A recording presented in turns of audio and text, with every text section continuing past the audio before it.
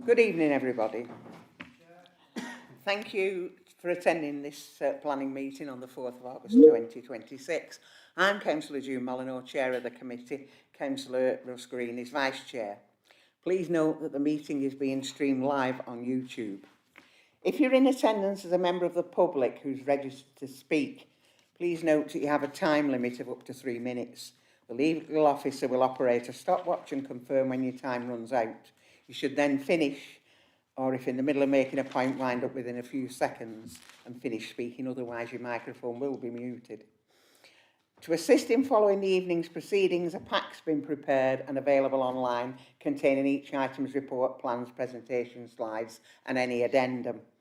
After officers have presented the report and speakers have made their representations, I'll invite members to make any comments. When you wish to speak, please raise your hand, and when invited to speak, please remember to use your microphone and reference the paragraph number, which will allow everyone to follow. Please keep in mind that some people require closed captions and will be lip reading to follow the proceedings, so try to speak slowly, clearly, and keep your hands away from your mouth, please. Can everybody ensure that their phones are turned to silent? We're not expecting a fire drill, so if the alarms sound, please go out the same way that you came in. I've not received any apologies for tonight's meeting. Item 1, declarations of interests. Members are reminded of their responsibility to declare any pecuniary interest in respect of matters on the agenda. If you have a pecuniary interest, you must withdraw from the meeting. Normally, you should leave the room before the business starts to be discussed, but you do, however, have the same right to speak as a member of the public and may remain in the room to exercise that right and then leave immediately.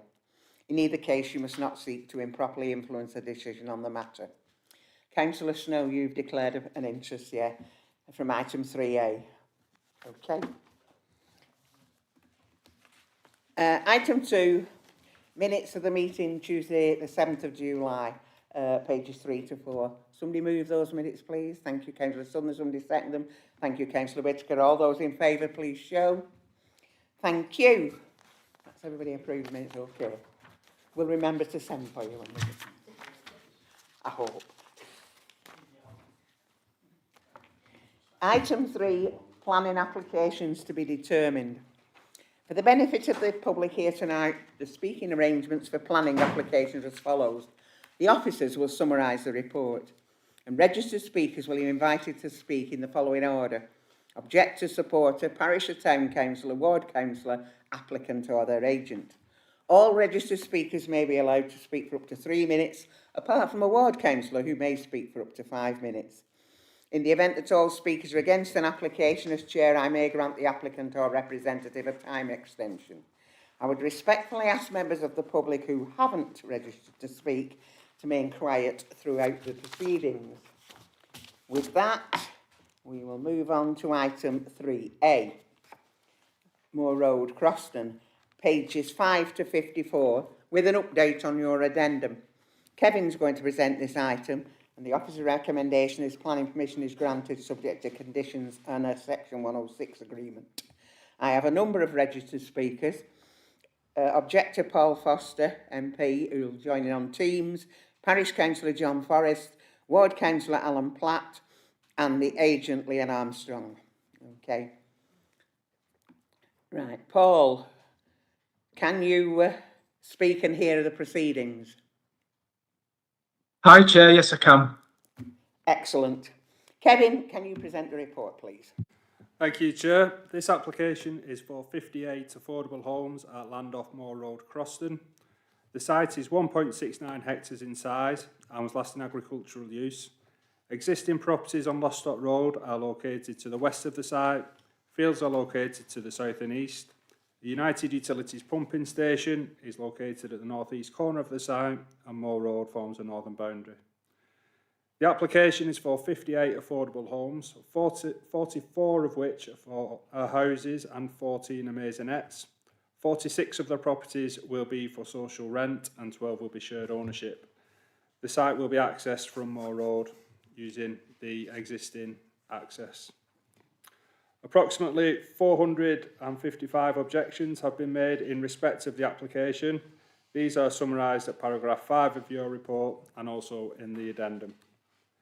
There are no technical objections to the application from consultees, with the exception of United Utilities. This objection relates to the presence of a bike store over a sewer easement. This has subsequently been relocated, and in any event, the objection relates to UU's private interests, and refusal could not be substantiated on those grounds. The site is located within the Greenbelt. The proposals do not meet the exceptions in paragraph 154 of the framework, so the application falls to be considered against paragraph 155. This sets out 4 criteria which proposals must meet in order to be considered a grey belt site. The first criteria is that the development would not fundamentally undermine the purposes of the Green Belt. The tests to do this are set out in National Planning Practice Guidance, and an assessment of these are set out in paragraphs 39 to 57 of your report. It concludes that the proposal does not fundamentally undermine these purposes when taken together of the remaining Green Belt across the area. The second criteria requires there to be a demonstrable unmet need for the type of development proposed. As Chorley cannot demonstrate a 5-year supply of deliverable housing, there is a demonstrable unmet need for the development. The third criteria is that the site is in a sustainable location. The site is within a reasonable walking distance to a range of local shops and services, including primary and high schools, medical facilities, shops, Croston train station and local bus services. If the application is approved, it will provide financial contributions to subsidise bus services in the local area and improve a public right-of-way to the south, which links the site to local schools. The final criteria is that development meets the golden rules as set out in paragraphs 156 and 157 of the framework. The development is a fully affordable scheme, so meets the requirement for a 50% level of affordable housing.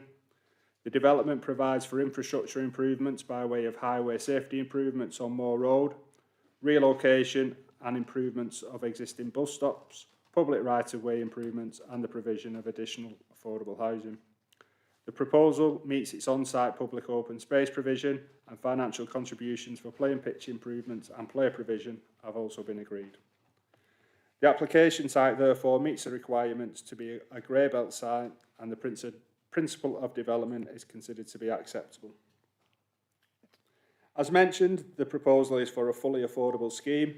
The applicant has indicated that Jigsaw Homes will be the registered provider for the site and has agreed to an 18-month implementation period rather than the usual 3 years to ensure deliverable scheme. These are significant benefits. The design and layout of the scheme is considered to be acceptable. The density of 34 dwellings per hectare is an appropriate scale of development, whilst providing a mix of dwelling sizes. The layout, following amendments, allows for the required separation distances with the existing dwellings to the west. The development will not result in any unacceptable amenity impacts on existing residents. There will inevitably be some disruption during the construction process. This will be minimised as far as possible through the agreement of a construction management plan being agreed and subsequently implemented. That will be controlled through a condition. LCC, as local highway authority, have no objections subject to a number of conditions and highway related contributions which I've referred to earlier. The site is to be accessed by a priority junction from Moor Road, and all properties provide for the required level of off-street car parking. The framework seeks to direct development away from the highest risk of flooding. Most of the site and all of the built development is within flood zone 1, which has the lowest risk of flooding. The areas of the site in flood zones 2 and 3 are located at the southern end of the site that forms the open space. Although further information is required through conditions, it is proposed to use a gravity-based drainage system with underground storage before surface water is released into a watercourse on the southwestern corner of the site. The surface water will be discharged at Greenfield runoff rate, and the drainage system can accommodate a 1 in 100 year flooding event, and an allowance has been made for climate change. The Environment Agency, United Utilities and the lead local flood authority have no objections to the application subject to conditions. There are no ecology issues that cannot be addressed by conditions, and biodiversity net gain will also be addressed through condition. LCC, as a local education authority, have confirmed that capacity exists in local primary and high schools to accommodate the development and have not sought any financial contributions for education provision. The proposals are therefore recommended for approval, subject to the financial contributions in paragraph 1 of the report being secured in a section 106 agreement and the conditions listed at the end of the report. Thank you, Chair. Thanks, Kevin. Paul, would you like to speak now, please?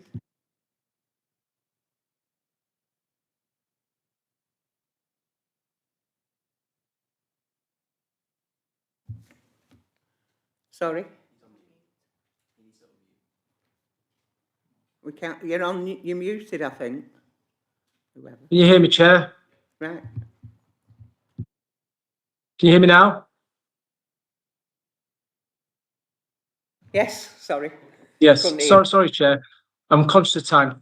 Thank you, Chair. I thank you and the committee for allowing me to address you tonight in respect to this planning application. I'm addressing you as the Member of Parliament that represents Croston. This is within my South Ribble constituency. I feel I must also declare that I also submitted a detailed representation to the Council urging refusal. I'll commence by stating that as a Member of Parliament, I would not normally address the committee for a specific planning application.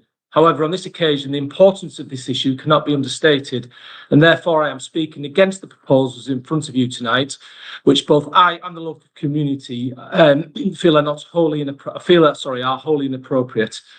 But ultimately, if approved, will have a hugely negative impact on the entire community. Chair, as time is limited, I will get straight to the point in respect to the two material reasons why I would urge the committee to refuse the application: Greenbelt and flooding. The Greenbelt. This point is acknowledged by officers within the report in front of you.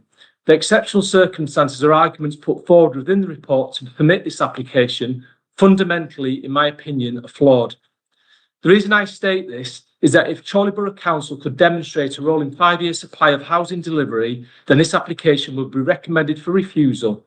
However, this is a constant challenge you have faced for the past few years, and clearly you do not agree with the judgment of the Planning Inspectorate, nor do I.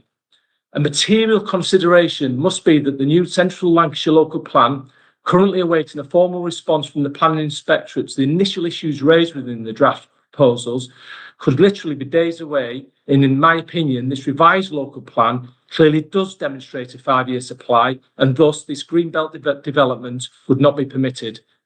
There is not enough weight being applied to this within the report, in my opinion.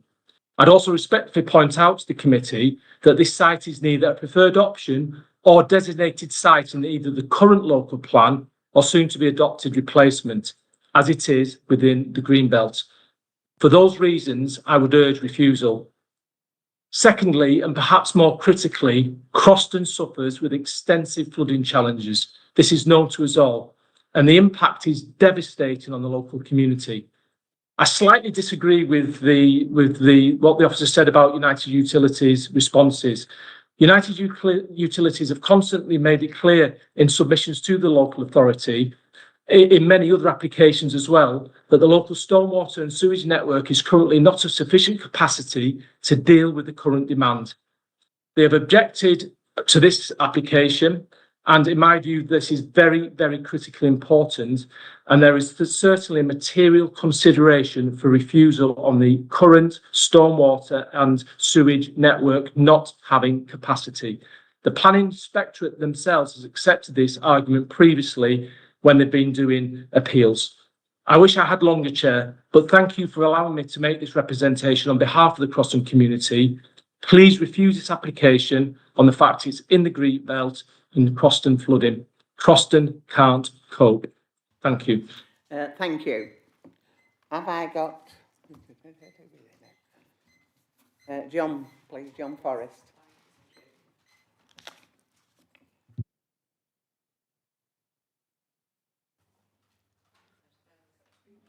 Right. Good evening, everybody. And firstly, I'd like to thank the committee allowing me to speak as the Vice Chairman of Croston Parish Council on behalf of residents of the village. Chorley is the jewel of the Chorley Borough. Now, I wonder who said that statement on more than one occasion. It's your MP, Sir Lindsay Hoyle. But how much longer can the village of Croston stay as the jewel? Another green field disappearing from the village. The centre of the village faces horrendous problems with the volume and amount of heavy traffic. Traffic jams are a daily occurrence. Croston was built for the horse and cart, not the juggernaut. At the north side of the village, we have Moor Road, which has serious problems in traffic with it in another way, speeding. Moor Road, in the 20-mile-an-hour zone, is a straight road where cars are parked on the northern part of the carriageway. So drivers have a clear view of a straight road and literally they put their foot down in both directions. No one does 20 mile an hour. It's more like 40, 45, sometimes 50. And that, as a resident who lives on Moor Road, I witness that every day. The entrance to the site is on the 30-mile-an-hour site, but as I was saying, nobody takes any notice of the 30. They're coming down from the top end of Moor Road, from the Highfield restaurant, doing more than 40, which is the speed limit, and then they continue through the 30-mile zone, doing 40, and then they might slip down to 30 for the 20. But the site entrance is also on a slight bend. And with the amount of traffic coming down there from the right, it's just going to be a matter of an accident waiting to happen. The speeding of the traffic has been notified to Lancashire Police, but unfortunately police presence has been lacking. Again, the authorities don't witness what residents see on a daily basis. And the vast majority of residents don't report speeding issues because what's the point? Nothing gets done. And I'm afraid that's true. With an additional proposed 58 houses for the site, can I put some questions forward by residents? Both the primary school and the high school in the village are oversubscribed. Where will the children, because there's bound to be children on this site, where will they go to school? One problem is with the primary school, their admissions policy has a distance from school in a straight line. That site, the proposed site, will take preference over many other sites in the village, and local children who have lived in the village for many, many, many years may be refused a place because of this new estate. There's also the problem of putting about 100 plus vehicles onto the road into the 30 zone. It's just an accident waiting to be happened. And can you wind up now? Because yes, I can. Yes, sorry, didn't realise it was. I need to make reference to the sewage and the surface water from the site. We've got additional 58 houses proposed. The Croston can't cope. The Victorian sewers. All right? Yeah. So there's the problem of sewers, there's the problem of flooding, and it's in light of the Camelot development where everything is going to come through Croston. The village can't cope. Right, you. Finished. Yeah. Thank you. Thank you. Alan. Thanks, Madam Chairman and members of the committee, and thank you for allowing me the opportunity to speak to you in respect of this application. To my mind, this application represents inappropriate development within the Greenbelt under the existing local plan. Policy HS8 states a limited number of dwellings to meet a local need for affordable housing may be allowed adjoining the settlement of Croston, where all of the following conditions are met. The scale and nature of the development will be in character with the settlement. These 58 dwellings in a rural settlement the size of Croston goes way beyond the scale and nature of being in character with the settlement. There really isn't the need for these houses. I appreciate that we're going to be told affordable housing is a borough-wide issue, but sticking them over on the far west of the borough, to me, is absolutely stupid. Under the emerging local plan, Greenbelt is described as statutorily designated land around built-up areas intended to limit urban sprawl and prevent neighbouring settlements joining together. There is a strong presumption against inappropriate development. This emerging Central Lancashire Local Plan is not yet adopted. However, the examination inspectors have accepted the reduced housing figure contained within the Central Lancashire Local Plan, and Chorley Council, according to a previous inspector's report, is confident that when fully taking into account the reductions associated with the examination inspector's requirement and up-to-date monitoring, there is a demonstrable 5-year supply of housing sites, including a 20% buffer. I think, as was previously mentioned, this area of land in question is not included in the submission documents for the Central Lancashire Local Plan, and is also not included in any documentation for the existing local plan. National Planning Policy Framework, paragraph 89, states a local planning authority should regard the construction of new buildings as inappropriate development in the Greenbelt. Included in the exceptions to this is limited affordable housing for local community needs under policies set out in the local plan.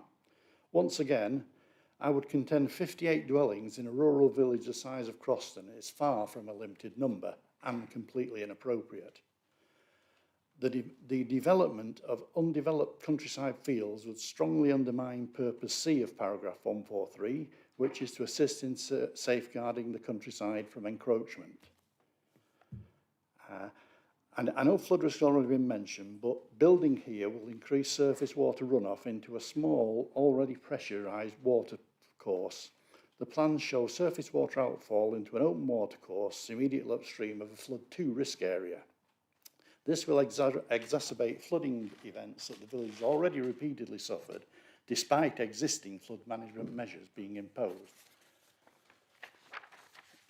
With regard to local amenities, Croston's primary school received 63 applications for just 30 places the last educational year, and there are no plans for potential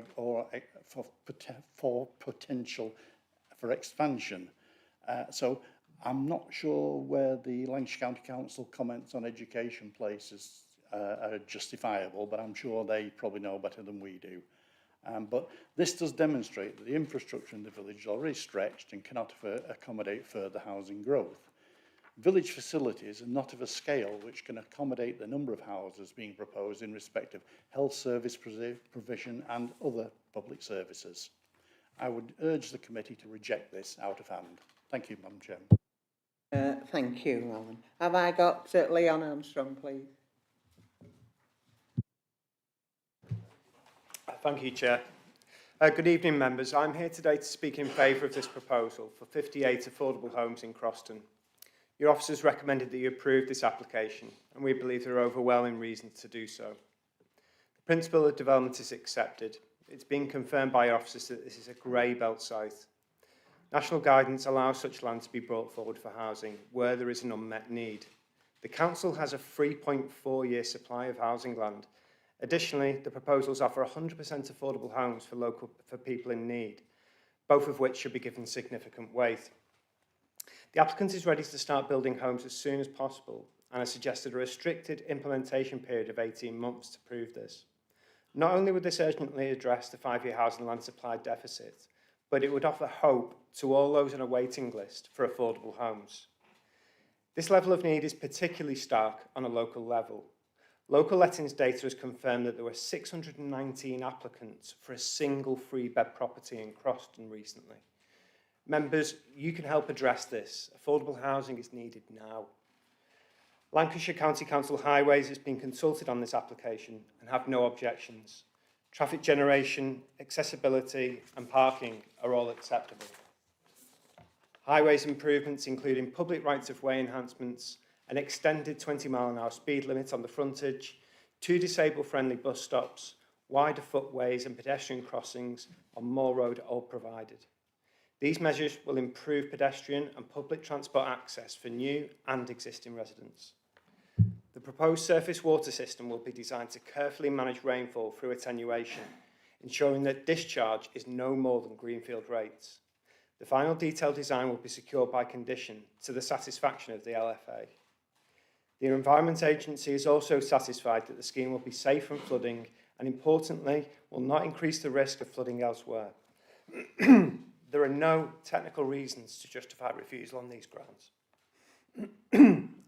All matters relating to residential amenity, contamination, noise, trees, ecology and landscape have been addressed or can be addressed by way of planning conditions. Additionally, BREC have agreed financial contributions worth over £250,000 for open space and infrastructure in the area. Members, this scheme provides 58 much-needed affordable homes in a location where there is a clear and urgent need. It has the support of your officers, addresses the technical matters raised during the application, and provides significant benefits to both future and existing residents. We therefore hope that you agree with the officers' recommendation and vote to approve this scheme today. Thank you. Thank you. Do you want to come back on anything, Kevin? No. Right, over to you, members.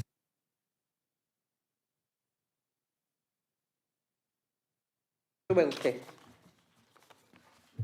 Hello, thank you. Look carefully at this, and it was Greenbelt.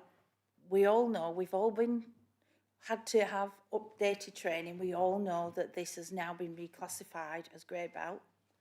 Sadly, that means it's up for grabs for development. Now, I have a really good friend that lives in Croston, and she lives up the other end, West End Road, and she was flooded. Now, I am concerned about flooding, and I do think that there needs to be some significant conditioning on the surface water drainage, because Croston is a historic village that we can't afford to have flood again. I know that area, and I've seen all these new estates come up round there, and I do know that the traffic is an issue, so traffic calming measures need to be implemented, and I agree with that gentleman's standing. I mean, I sat in standing traffic for 45 minutes yesterday, just going to have a look at the site visit. However, Croston is developing, it's growing, and your families are the people that need houses there. And your children need schools, yes. Schools grow, they get bigger, but you do need affordable housing in Croston. Croston is a very expensive place to live. I couldn't afford to live there. And I would like, if I lived there, to know that my family could live there going forward. So I have sympathy with both sides here. I definitely think traffic calming needs to be put in. But it is Greybelt, it's no longer Greenbelt, sadly, and you can thank the government for that, because they've reclassified this and they've pulled the rug out from underneath us. So we can only go with the legislation and the framework that we work within. It is a sympathetic development. It isn't as big as some of the developments that we've seen, that, like, for instance, in Sharnock Richard, and it is more sustainable than other places. So it is a finely balanced argument, and I have sympathies with both sides. Thank you. Thank you. Councillor Green.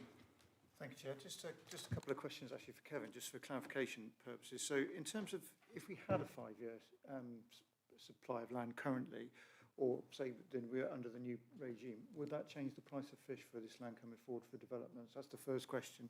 And the second one was in terms of the houses that are going to be made available. So there is a need across Chorley for places for people for young people or affordable housing. I get it in my inbox all the time. People looking for houses. But in terms of who's going to get those, is my understanding that effectively the first dibs is going to be on local people, sort of Croston people. So they're my two questions. Thanks, Chair. Thanks, Councillor Green. So in terms of the issue about 5-year supply, yes, that would fundamentally alter the recommendation, because if the council could demonstrate that it had a 5-year supply, then there'd be no unmet need, so it wouldn't meet the Greybelt test as set out in the framework. In terms of the sort of potential occupants of these dwellings, we do operate sort of a local people first in our Section 106 agreements, so it will be in accordance with our local lettings policy, so that there'd have to be a connection to Chorley, either living here for a certain amount of time or having family living within the borough for a certain amount of time. They will be given preference, and that gets written into the Section 106 agreement that will form part of the application if it's approved this evening. Okay. Anyone else? Yes. As is commonly known, Croston has a long and serious history of flooding. These are neither distant nor theoretical concerns, and despite £7 million flood defence scheme constructed to protect the village, Croston experienced further flooding as recently as New Year's Day 2025, when roads were submerged and water entered homes. The land being considered for this development is part of the floodplain, and at present, the field can absorb water and provide natural flood storage. Building houses, roads, driveways and other hard surfaces on it will fundamentally change how water is retained and how quickly it runs off the land. The applicant must therefore prove and not merely suggest that removing or reducing natural storage capacity will not increase flooding elsewhere in Croston. Paragraph 181 of the National Planning Policy Framework requires planning authorities to ensure development does not increase flood risk elsewhere. Government planning guidance is also clear that where development cannot be made safe through its lifetime without increasing flood risk elsewhere, it should not be permitted. Policy 29 of the Central Lancashire Core Strategy requires flood risk to be appraised, managed and reduced in all developments. It specifically recognises the need to manage the impacts of flooding in Croston. There's also been a significant change since some of the existing flooding evidence may have been prepared. Outline permission has now been granted for 350 homes on the former Camelot site upstream. This is a separate development, but its approval changes the wider development position within the catchment area. Any flood assessment for this application that predates that decision or fails to consider its potential cumulative impact cannot safely be treated as a complete and up-to-date assessment of the risk to Croston. The National Planning Policy Framework requires cumulative development impacts affecting areas susceptible to flooding to be considered. This application must therefore be assessed against the position as exists today, not against earlier position before Camelot development was approved. Under Section 38(6) of the Planning and Compulsory Purchase Act 2004, this application must be determined in accordance with the Council's adopted development plan unless material considerations indicate otherwise. The committee should therefore require clear, current and independent evidence demonstrating that the loss of this floodplain will not reduce necessary floodwater storage. The development will not increase the volume or speed of the water reaching existing homes. That all recent flooding, including the flooding of January 25, has been incorporated into the assessment, and that cumulative position following approval of the 350 home Camelot development has been fully reassessed. Unless those matters have been fully, conclusively demonstrated, the committee cannot safely determine that this development will not increase flood risk elsewhere. Croston continues to experience flooding. Developing another field that currently holds and absorbs water could be an unacceptable risk unless the applicant has proved compelling, up-to-date evidence proving otherwise. I therefore ask the committee to refuse this application or at very least defer it until new and comprehensive cumulative flood risk assessment has been completed. Thank you. Okay. Thank you, and well spoken, Councillor De Rose. I agree with what you're saying there. It's just concerning that, as the MP who knows the area intimately has already said, there's not sufficient capacity within the area. Already, I think United Utilities are putting in additional tanks across the district, and I think Croston's probably the last on the list. I know they're doing it near Southlands, etc. at the moment. As Councillor De Rose said, we need clear evidence that this isn't going to cause floods. And when Kevin mentioned further conditions to be discussed, I'd like to know what those conditions are before making a decision on this. So if Councillor De Rose is happy to propose deferral until we have further information, I'd be happy to second that. Thank you, Chair. Councillor De Rose? Yes. Yeah, okay. Anyone else wish to comment? Councillor? Thank you, Chair. I don't intend to labour the flood issues, which have been quite eloquently demonstrated here. For me, it's the wrong development in the wrong place. To take a steer as to why this has come about, much has been made of the Greenbelt argument. This comes up time and again at planning. it's important to be clear why this has come about. National Planning and Policy Framework was changed to redefine the definition of what is green belt. And we've tried this numerous times at appeal, and it's gone to appeal and it's failed. And the irony, Chair, of the Westminster dial-in from our MP isn't lost on me, and indeed members here present. I do wonder what conversation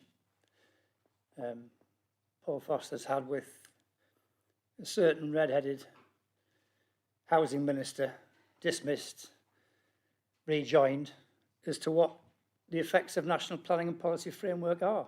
I'd really love to know what that conversation sounded like. Councillor Southern, can we Appreciate it. concentrate We on the can. application, please? Appreciate what you're saying, Chair. Appreciate what you're saying. It's just the irony's not lost on me. Or indeed the residents of Croston here present tonight.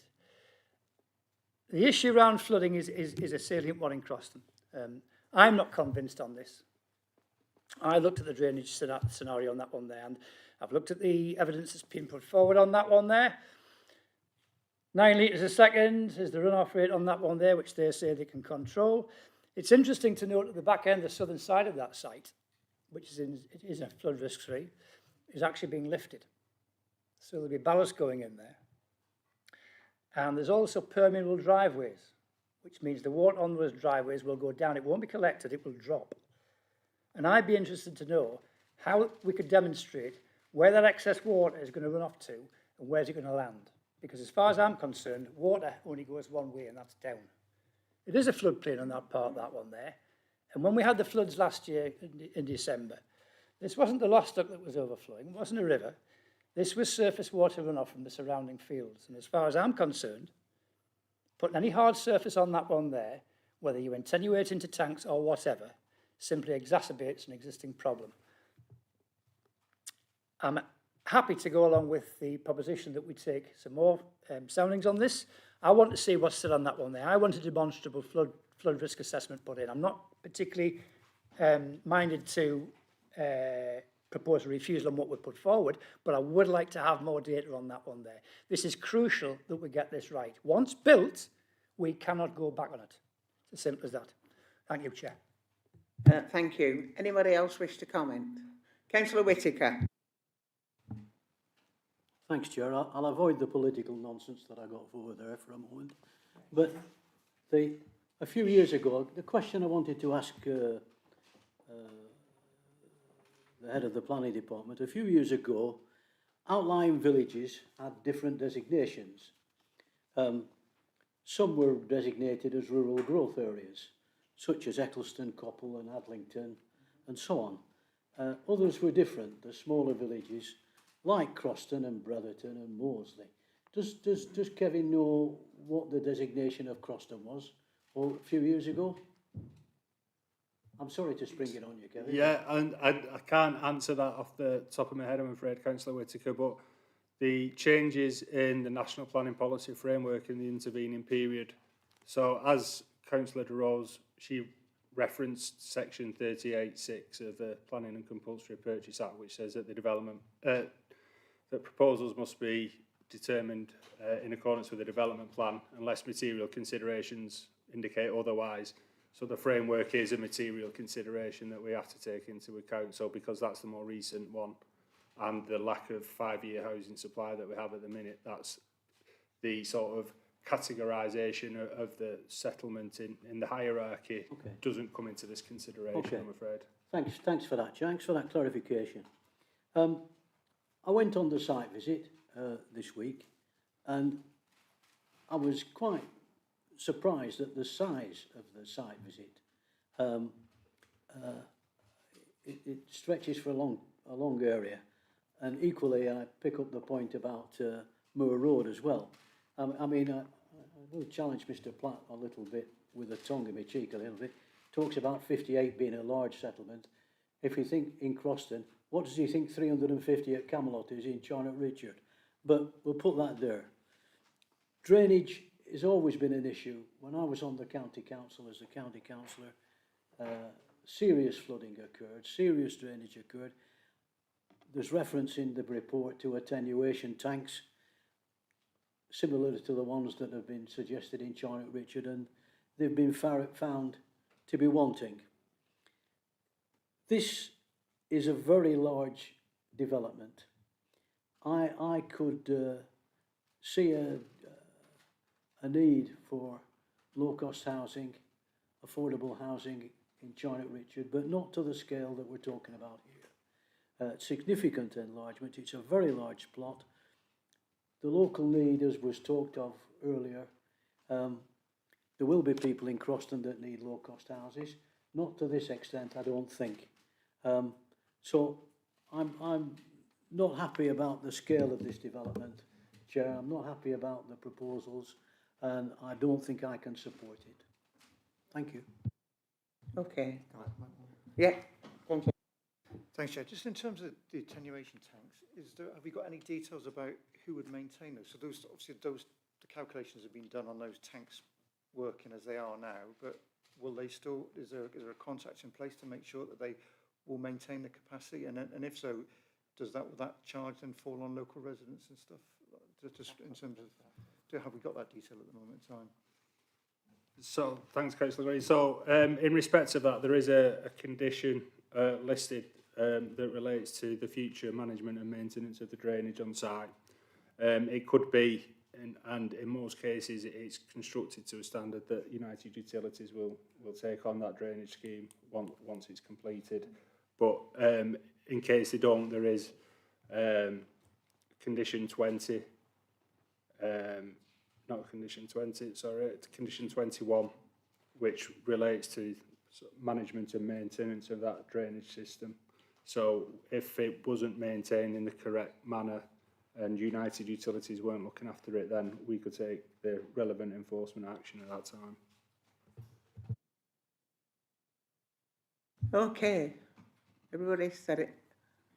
I have a proposer and a seconder for deferral until we find out all those details. Come on. Thanks, Chair. Yeah, so before we vote on a deferral, I'd just like to sort of nail down the exact points of which members are seeking additional information for, so we can ensure that the applicant knows what information that they need to provide.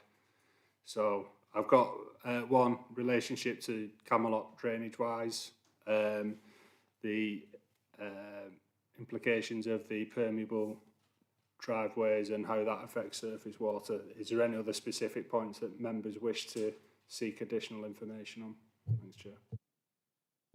Councillor Hill. You said that there are some conditions to be discussed. I'd like to know what those conditions are in the report before I make a decision on it. We do have the conditions listed. Condition...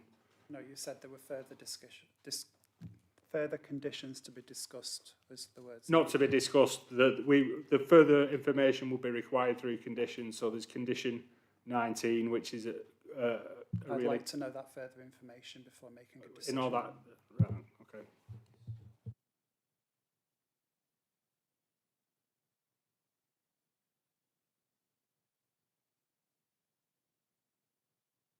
Right, I'll move to the vote though. So, Dan, to approve the amendment to defer this item.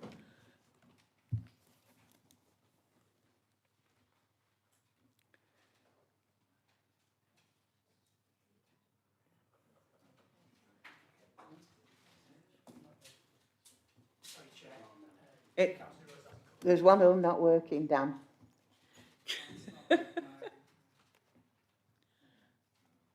Oh, there's two of them not working. No, Chris is not. Oh, Chris is not here.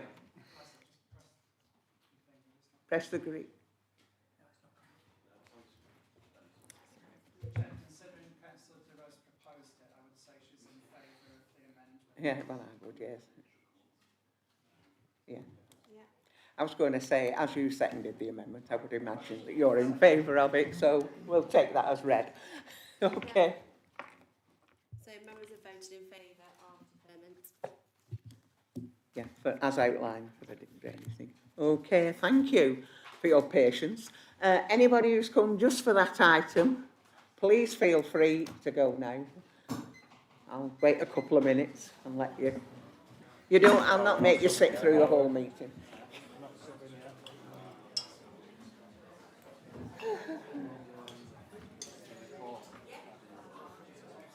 is there always one that don't work?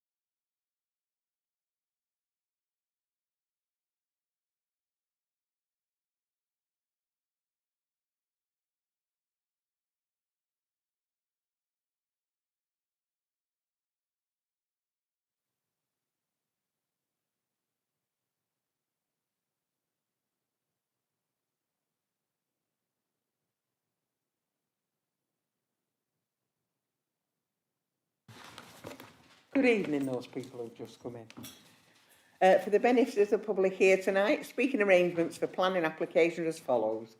Officers will summarise the report and registered speakers will be invited to speak in the following order. Objector, I've forgotten to turn it on. Supporter, parish or town councillor, ward councillor, applicant or agent. All registered speakers will be allowed to speak for 3 minutes, apart from a ward councillor who may speak for up to 5 minutes. In the event that all speakers are against an application, as chair, I may grant the applicant or representative a time extension and would respectfully ask members of the public who have not registered to speak to remain silent throughout the proceedings. And can you please make sure your phones are turned to silent? Now, item 3B is Land off Wigan Road and Parkhurst Avenue, Claytonley Woods, pages 55 to 100, with an update on your addendum. Simon's going to present this item. Officer recommendation remains planning permission granted subject to conditions and a section 106 agreement. I have 2 registered speakers, an objector, Chris Betteridge, and the applicant, Gareth Salthouse. Simon, can you present the report, please? Thank you, Chair. This application seeks full planning permission for the erection of 29 dwellings comprising a mix of market and affordable housing together with associated access, parking, landscaping and infrastructure works following the demolition of the existing farmhouse and agricultural buildings. The site forms part of a wider mixed-use allocation within the adopted local plan and is situated between existing and approved residential development to the south and east, Curedon Residential Park to the north and Wigan Road to the west. Whilst the site currently contains grazing land and farm buildings, the surrounding area has evolved significantly over recent years and is now predominantly residential in character. The proposal would provide 29 new homes, including 9 affordable dwellings, representing 30% of the development, with 7 units proposed as social rented housing and 2 units as shared ownership. The affordable housing offer fully complies with the Council's policy requirements and would be secured through Section 106 agreement. Members should note that the principle of residential development on this site has previously been accepted through the consideration of the larger planning application, which was presented to the Planning Committee back in October 2022. Although the application was subsequently withdrawn due to Section 106 matters, the Council previously accepted that housing development on this parcel of land was appropriate in planning terms. In assessing the proposal, all technical matters have carefully been considered. The development is considered to provide a high-quality layout and design that integrates well with the surrounding residential development. Existing protected oak trees to the frontage on Wigan Road would be retained, landscaping would be incorporated throughout the scheme, and the development would create an attractive and active frontage on Wigan Road. The proposal would not result in unacceptable impacts on the amenity of neighbouring residents. Appropriate separation distances are achieved and the relationship with surrounding housing and the neighbouring residential park is considered acceptable. Highway impacts have been assessed by Lancashire County Council's Highways Authority, who raised no objections subject to conditions. The proposed access arrangements, parking provision, pedestrian links and internal road layout are all considered to be acceptable, and the development would not result in an unacceptable impact on highway safety or network capacity. The site is also considered acceptable in respect of drainage, ecology, biodiversity, archaeology and trees, with consultees raising no objections subject to appropriate conditions. Appropriate mitigation measures and biodiversity enhancements would also be secured through condition. The principal policy issue relates to the site's allocation for mixed-use development and the loss of land that has previously been identified for employment purposes. It's acknowledged that the proposal conflicts with this aspect of the allocation and that the applicant has not undertaken the marketing exercise normally required under Policy 10 of the core strategy. However, significant weight has been given to the fact that no employment development has come forward on this part of the allocation since it was allocated, and the character of the area has fundamentally changed through extensive residential development. The site is now no longer well suited to employment uses, particularly given its relationship with the surrounding housing and its access arrangements, and it's noted that there are adequate alternative employment sites within the borough. The conflict with employment land policy is therefore afforded only limited weight in the planning balance. Substantial weight is given to the benefits of the scheme. The Council currently cannot demonstrate a 5-year housing land supply, and the delivery of 29 additional dwellings, including 9 affordable homes, would make a valuable contribution towards meeting identified housing needs within the borough. The proposal would also deliver associated economic benefits through construction activity, investment and increased local spending. Having weighed the limited policy conflict against the significant social and economic benefits of the development, it's concluded that the adverse impacts do not significantly and demonstrably outweigh the benefits when assessed against the framework as a whole. Accordingly, the application is recommended for approval subject to conditions and the completion of a Section 106 agreement to secure affordable housing and contributions towards public open space. Thank you, Chair. Thank you. Have I got Chris, please? Chris Betteridge. Okay. Committee, my name is Chris Betteridge. I'm here speaking on behalf of a group of people who use an access to the south of the application site, be able to make it out on the plan. The access used by 2 houses, a working farm and a small builder's yard, and it's regularly used by cars, horse boxes and agricultural vehicles and the like. I'm not here today to object to the proposed development, but to just raise a concern regarding my client's continued safe use of his long-standing access onto Wigan Road post-development. The application proposes the removal of a low hedge and its replacement with a footpath at the southern end of the site, which will link the development to a pre-existing bus stop. Again, there are no issues of concern raised about this change or arrangement. What is of concern is a land to the east of the bus stop, which sits behind the proposed footpath and in front of the post and rail fence. In the future, this land could be landscaped, fenced, or a wall constructed, which could have implications for visibility from my client's access. Currently, the boundary feature, the low hedge, which is proposed for removal as part of this application, I am advised is subject to a legal agreement between various landowners to ensure that it is maintained in order to facilitate visibility. Once this low hedge is removed, it is anticipated that this long-standing agreement will serve no purpose. My request is merely to ensure that post-development adequate visibility is maintained from my client's site. It is noted that the officer's report, conditions 22 and 23, essentially require the visibility displays of the proposed access to be kept clear. It is requested whether these conditions could be amended to ensure visibility is secured, in respect to my client's access, to ensure they can continue to access their land safely and into the future alongside this development. Thank you for your time. Thank you. Thank you. Can I have Gareth, please? Thank you, Chair. Yep. As set out by officers, the site forms part of a much larger site allocation through the Council's adopted local plan for housing and employment development. The principle of development has already been established by the Council. And although the emerging new local plan only attracts limited weight at this stage, the application site is also allocated through the new emerging local plan as purely a housing allocation only. And as your officers set out, there was a resolution to grant planning permission at this planning committee in October 2022 as part of a larger Red Row home scheme for 102 homes, which was ultimately not implemented and the application was withdrawn last year. The application site was subsequently acquired by Wayne Homes alongside land immediately to the east, and Wayne Homes are currently well advanced on the construction works on the Phase 1 land for the erection of 71 new homes, further to the grant of planning permission last year. The scheme before you is their Phase 2 development on the residual land within the allocation, and the application is made in full by Wayne Homes, who would make an immediate start upon approval. The scheme forms a natural continuation of the work already underway on Phase 1, and the requisite infrastructure is already in place for the scheme to be delivered quickly. In terms of specifics, the two TPO oak trees, the Wigan Road frontage would be retained. Otherwise, tree and hedgerow removal is minimal and restricted to those specimens assessed as being low quality only. The proposed landscape plan shows 35 new trees, new linear hedgerow, new shrub, wildflower and wetland planting. And in all other respects, the scheme follows the same principles established and agreed by the Council for the adjacent Phase 1 development, and that includes design, layout, boundary treatment, drainage and linkages.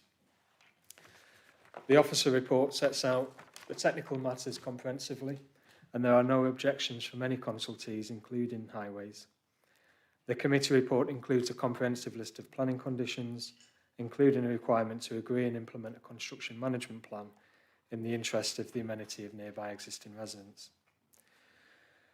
The scheme would help to address unmet market and affordable housing need in a highly sustainable manner, and would therefore ask that you endorse your officer recommendation and grant planning permission today. Thank you, Chair. Thank you. Do anybody want to come back on anything? Okay. Over to you, members. Councillor Hilton. I have absolutely no issue with this application, so I'm happy to propose officer recommendations. Please make sure the trees are okay because they're beautiful when you see them from the road, so thank you. Happy with this one. Southern, sorry. Thank you, Chair. Yeah, it's an interesting site, this, Chair. It's as much that it's actually accessed from three different points. It's what appears to be quite an innovative use of what's an awkward piece of land on Wigan Road. I know the site, and as Councillor Hilton's mentioned, the trees there are particularly beautiful, and I'm pleased they're being retained. Could I just ask officers just to clarify the point that was made by our objector? Well, not so much the objection as much the access to the existing works there. Could we just have some clarification on that, Simon, as to how this is going to affect this gentleman? Thank you. Thank you, Councillor. I'll be honest, I'm not aware of what was raised by Chris, but I don't think it would fall into planning matters, if you agree with that, Kev. Just to come back on that, I think the the access onto Wigan Road in which the residents' property will be served from will be significantly improved from what it is currently, and the actual red line of the application is hard up against the back of the footpath. So anything that happens beyond that and any private agreement that resident has with the other landowners, that's not for discussion as part of this application. Yeah, thank you, good gentlemen. Yeah, on that basis, as I said, it's a clever use of an awkward piece of land. That was my only concern on that. I'd be happy to second Councillor Hilton's recommendation to approve. Thank you. Any more comments, Rennie? Councillor De Rose? The residential estates in Clayton Woods continue to grow and take over the area, and it's regrettable that this employment land area is yet another and proposed for 29 dwellings. Housing allocation HS 1.31 estimated 699 units to be built in total, and this report recognises that figure has already been exceeded. And it feels like that. The report states that no express limit on the number of dwellings is required, and this is how development plans are done.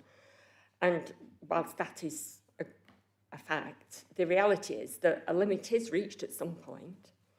And the 5-year housing land supply for Chorley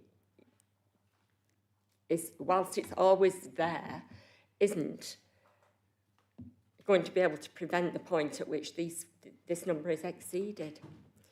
The first point, the site's allocated for employment purposes. So the starting point under section 38.6 of the Planning Compulsory Purchase Act 2004 is that planning applications should be determined in accordance with the development plan unless material considerations indicate otherwise. If this land remains allocated for employment use, granting housing would represent a departure from that allocation unless there is compelling justification. And point two, lack of development is not proof that allocation has failed. Simply because employment development hasn't come forward doesn't necessarily mean the allocation is no longer needed. Economic conditions have been difficult for several years now for employers, and sites can remain undeveloped for many years before investment occurs. So releasing them for housing prematurely could permanently reduce the borough's employment land supply. Loss of employment opportunities. Employment land provides opportunities for business, jobs close to where people live and reduces the need to commute. Once housing is built, that employment allocation is effectively lost permanently. And planning by precedent, if this allocated employment site is released simply because it has remained vacant, it may become harder to resist similar applications on other employment sites across Chorley. The report says no employment development has been proposed or brought forward on the site, and residential development has increased rapidly, indicating strong demand. And the idea that another residential area will fit in well because there are many existing residential areas is a logic that leaves Clayton Woods heading into a never-ending spiral of house building with ever more estates and disappearing employment land. And the Parkhurst Estates residents this year so far have struggled with construction wagons failing to follow agreed timetables and also blocking cars on drives. And today there's been additional objections from residents, powerfully describing the difficulties of living through 14 months of phase 1 development on Parkhurst Avenue. They say contractors are not adhering to speed limits, noise limits or time limits. That is, not finishing work by 6 p.m. as required, but on one instance continuing work till 8:30 p.m. And so often when rules are not followed, there are no consequences, rendering the rules pointless. So for the next phase of this, the road access is the small, narrow, one entry point onto a substantial estate. And if the contractors are occupying the entrance to that estate, there will be dozens of cars. Residents will have difficulty both leaving and returning home. and another year of this is not what we should be imposing on our residents. So my suggestion is voting against this proposal, as it's employment land and a surfeit of residential property has already been achieved in this area, or very least postponing the start of the development until some method of ensuring contractors meet their legal requirements can be enforced. Thank you, Chair.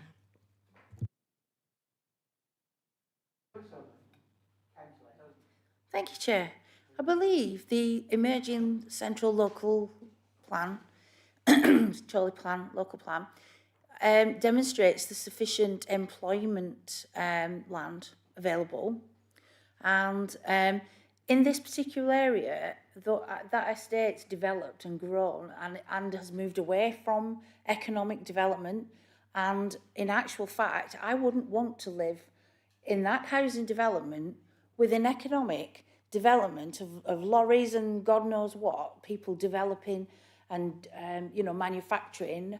I would much prefer to have houses. What I would appeal is that Wayne Homes are a bit more sympathetic to the residents that they've just sold houses to or are about to, and be considerate with their, you know, their plan, which we do condition actually, don't we? We do the wheel washing and all the rest of it.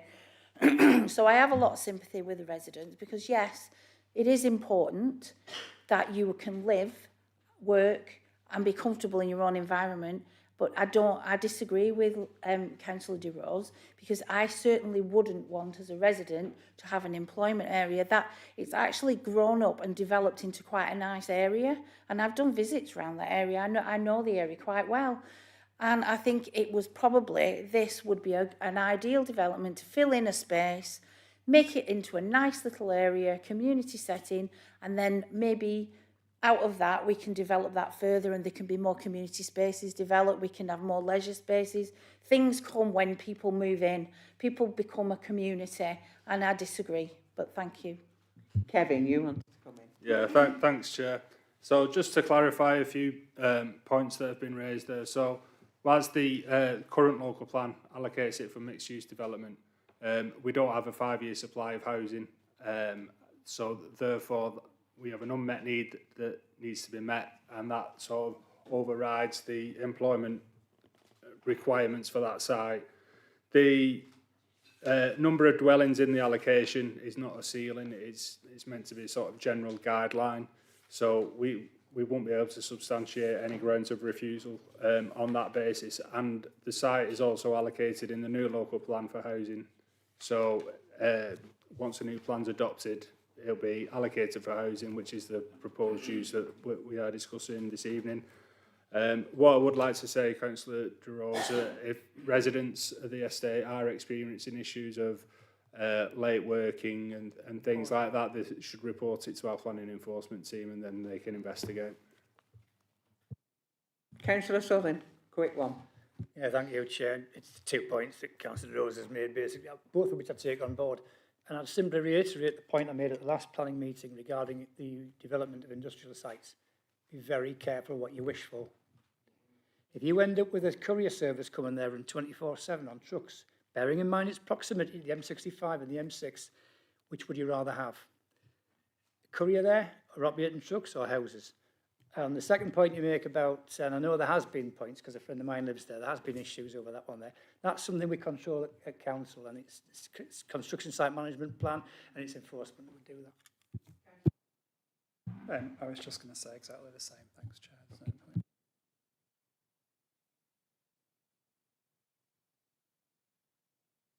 There's a recommendation. And can we move to the vote, please, Dan?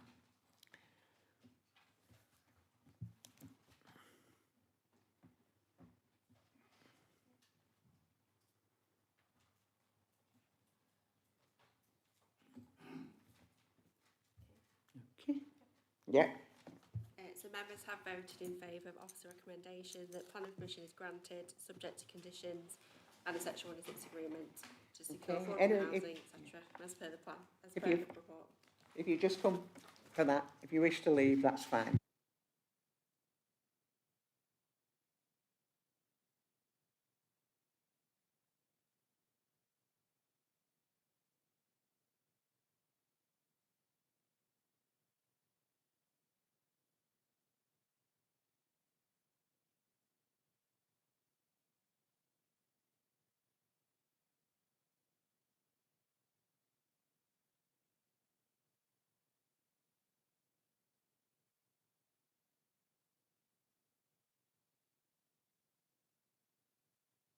2026. Chris is going to present this item. Recommendation is full planning permission is permitted. I have two registered speakers, the Ward Councillor, Councillor Peter Wilson, and the applicant, Sam Hyde. Chris, can you present the report, please? Yep, thank you, Chair. So, the site is a vacant building at numbers 18 to 20 Marketplace, Adlington, which has previously been used as a post office with residential accommodation to the rear and to the first floor. The building is located within the Adlington District Centre, which is defined by policy EP7 of the local plan. There's a sizable garden area to the rear of the site with access to the rear, which can provide one car parking space. The immediate locality contains a mix of uses, including a neighbouring terrace dwelling to the south, a commercial unit to the north, and a large commercial depot to the west. The application seeks full planning permission for the subdivision of the ground floor of the building into two separate retail units and for the conversion of the existing residential space to the rear and above to a 6-bedroom house in multiple occupation. Permission is also sought for the construction of a single-storey rear extension which would replace the existing conservatory, and this would provide a single bedsit. A full assessment of the scheme is set out within the committee report, and the recommendation is that the application should be approved. With regards to the principle of the development, it should be noted that the committee report concludes the development would be in compliance with the relevant policies, which includes policy EP7, which relates to development in district local centres, and policy HS10 of the emerging Central Lancashire local plan. In total, 14 objections to the proposed development have been received, which cite a range of concerns, including design issues, that the density of the development will be too high, overlooking and a loss of privacy, concerns about noise and disturbance, antisocial behaviour and lack of parking. However, there are no outstanding objections to the scheme from any technical consultees, and it's noted that neither LCC Highways or the Council's Environmental Health team have any objections. It's considered that the building is capable of accommodating the amount of development that's been proposed in such a way that there will be no unacceptable adverse harm to the character of the area or the amenity of neighbouring occupiers, and a full and detailed assessment of the design and amenity impacts is contained within the committee report. So to conclude, the officer recommendation is to approve, subject to the conditions as explained within the report. Thank you. Thank you. Councillor Wilson. Thank you, Chair. Just following on from the overview there, I think one of the things that I would like to focus the minds of members on when they consider this application is the intensification of the site from what it is or what it has been in the past to what it will be in the future. So we are looking at the difference between one business and one residential dwelling compared to two businesses and then a 6-bed HMO, 3 rooms of which are large enough for double occupancy, plus the bedsit. So technically 9-10 people residing in that building and 2 businesses. So you're looking at a significant transformation from what you have now to what we're moving to. And that creates a couple of issues that I would like members to focus on. One is the issue surrounding the parking. It says in the report that the parking is lower than required at one off-street parking space. For those who know the area, they will know that this property fronts onto the A6 in Adlington, which is an extremely busy road. There is very limited off-street parking in the area, very, very limited. You saw Bank Street there, which is a very narrow, short street. You are looking at residential properties that exist on Chapel Street and further down on Market Street, all of which have no parking provided for them, and therefore this area, what little available spaces there are increasingly well used. And I accept the principle in the reports of public services that exist, public transport that exists in the area, but this would be the first property that I would ever come across that would have somewhere in the region of, let's say, 7, 8, 9, 10 people in, and no one has a car.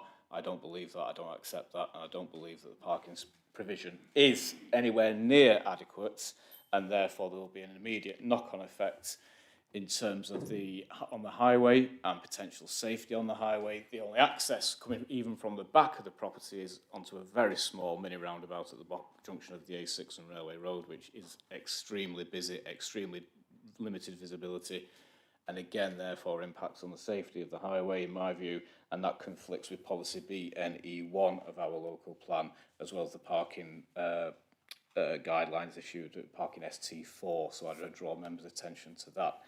I would also like to focus members' minds on the loss of or the impact on residential amenity, and the significant occupation which I've just referred to, and the high turnover associated with such properties with shared accommodation, and the comings and goings and a variety of times throughout the day that again is associated with such properties and occupation. It is inevitable that there will be noise breakout from this intensified occupation of that site compared to what exists before and to what would exist in the future. I've not seen any robust noise management plan or analysis or impact study in relation to this. I've not seen any work done to mitigate, and therefore I think that would constitute a significant loss of amenity to neighbours, and again would be in contravention of our local plan policy BNE1. So on the issues of amenity relating to noise and the issues of parking, I would consider this application that it's not suitable for the area and encourage members to reject it after their deliberations this evening. Thank you. Thank you. Have I got Sam, please?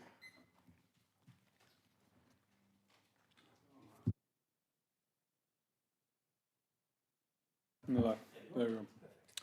Thank you, Chair, and thank you for hearing me. First off, I'd ask the committee to back your planning officer and approve this. My architect has designed fully in line with Chorley's HMO policy. Every room meets the national space standards and licensing requirements. This hasn't been done to a minimum. It's been properly thought throughout. On management, every property I own is managed in-house by my own office. Nothing's outsourced and it's not social housing.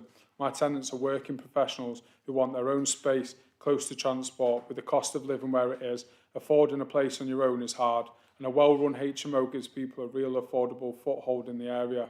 Which brings me to parking. This is a town centre spot with rail, bus and a secure cycle storage right on the doorstep. The council's own standards treat parking here as a maximum, not a minimum. Highways haven't objected, and the old shop had no parking either, so there's no net harm. And honestly, across all the HMOs that I own, parking has never once been a problem. They genuinely don't drive. That's why they do live in this kind of property, because these tenants just don't rely on cars. This takes a tired, underused building, brings it right back into productive use. Homes above an active retail shop that's going to be split into 2 units. That's exactly the kind of town centre regeneration your local plan is asking for. With that in mind, I'd respectfully ask the committee to support your officer and grant approval. Thank you. Thank you. Over to you, members. Councillor Wilkie. Thank you, Chair. I've got 3 issues with this application, actually. 1 is design, 2 is density, and 3 is parking. I like the idea of there being 2 retail units. I think that's great. I'm sure the people of Adlington would much prefer to have had a post office, but and what concerns me is that the landlord has made sure he's got his parking spot, but everybody else can just arrive on the unicycle. So, yeah, we're all right. We say it meets the minimum standard, but there are 6 people in this, bedrooms. And I think that's far too much for that kind of building. I disagree. I think professional people do want cars. Professional people do want to be able to get around. And you have to be able to go to a sustainable place to shop. So, yes, there's a bus service. Yes, they can park the bike. But I think it's too many. I think if it was being split into maybe 4 residential or 2 flats above 2 retail units, I think that I would much prefer that. But I think the fact that the landlord's been greedy and made sure he's got his parking spot, but everybody else can, go fiddle. Thank you. Councillor Singh. Thanks, Chair. I drive past this every day on the way to work, and every time I go past in the morning of the peak hours and the evening, driving back from work, there's always cars parked outside. It is busy. Cars shouldn't be parked there, but they do, because they just want to nip to somewhere, quick 2 minutes, and that's it. They just expect to just park there, quickly put the hazard lights on, and nip in the shop, but it's not allowed. And then the other issue that I've got is, just like Councillor Wilkie said, for 7 bedrooms, how can there only be 1 parking space? I don't feel that's reasonable. I'm not comfortable with it. I feel like you should have more parking spaces. More people are getting cars these days. More people need cars these days to just do the basic essentials of life. So therefore, I'm happy to propose that we refuse this application on the reasons mentioned tonight from Council. Yeah, thank you, Chair. I do know this particular part of Eglinton because I regularly use the 127 bus that takes you to Middlebrook. It is a very, very busy junction. You've potentially got 5 turning off points around that area. Just look at Google Earth now. Bank Street is not the best location for parking. It looks like there's a bit of a road off split with some space used by the accountancy, and then you've got the old bit that was used for the post office. I'm concerned about the knock-on effects of the businesses as well. There is a commercial property next door to that that's being used as a bridal boutique. This is not the right area for this sort of development, so I can't support this. Councillor Green. I'd just like to second the comments made by my fellow councillors. I keep on seeing these schemes coming through. When you say about professional people, I'm a professional person, I think I am. And in terms of what I want in a space, I want to be able to have a desk and I get my computer and I be able to spread my paperwork out, because I work from home. And you look at these rooms and they're tiny. You know, you've got enough room, you know, to do that with your general living stuff all around. So when I get the argument that this is designed for professional people, well, I don't buy that whatsoever. In terms of the other parts we've made about points have been made about parking, yeah, I totally get that as well. There's not enough space for that. Yeah, so people ride on buses, but people have cars, and professional people do. And for that reason, I'm happy to second Councillor Singh's proposal for rejection. Okay, thank you. Councillor Ainscough again. Councillor Sutton. Councillor Ainscough, Councillor Sutton. Sorry, Chair, I just forgot to make one more comment. Just regarding the public transport comment that was made. The top end of the road is okay. You've got a regular 125 bus service. The bottom end is a little bit more limited. You've probably got 1 bus service an hour down there, plus a very limited train service as well. So it's not ideal for public transport. Thank you.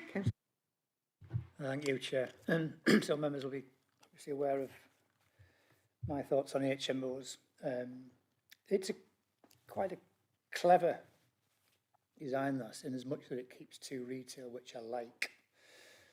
But I can't get away from the point that Councillor Wilson's made about the affinity and the effect on the local area, which I think weighs heavy with this. Now, whilst I'm aware there's no sandwich in this effect, i.e. we haven't got one on top of the other, it's location. I do with most HMOs again, and the area this is cited in, for the reasons that my colleagues have already stated. It's a busy area, this, and whilst, you know, I accept the fact that people may well come to reside here don't require a motor vehicle and it is on a town centre location. The amenity thing does worry me, so yeah, I'm interested to see what my other colleagues think on that one there, but that's my take on it. Thank you. Okay, anybody else? I've got a proposer and a seconder for refusal. So can we move to the vote, please?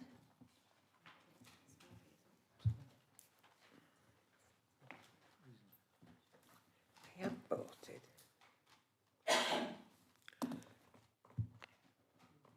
Oh, it's being awkward with me now.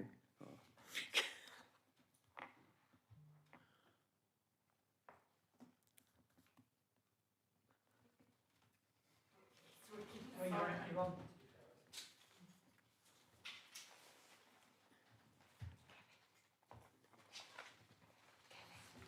Kevin.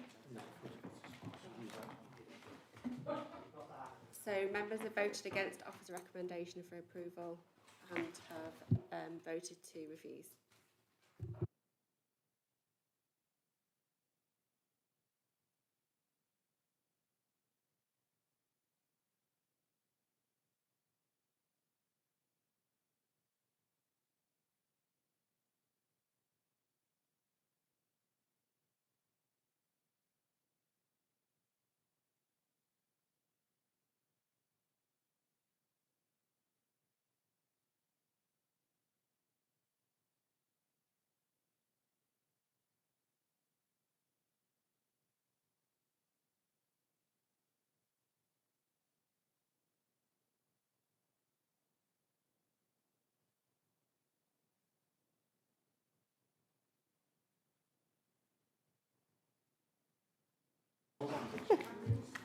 Item 3D is, I've not turned over.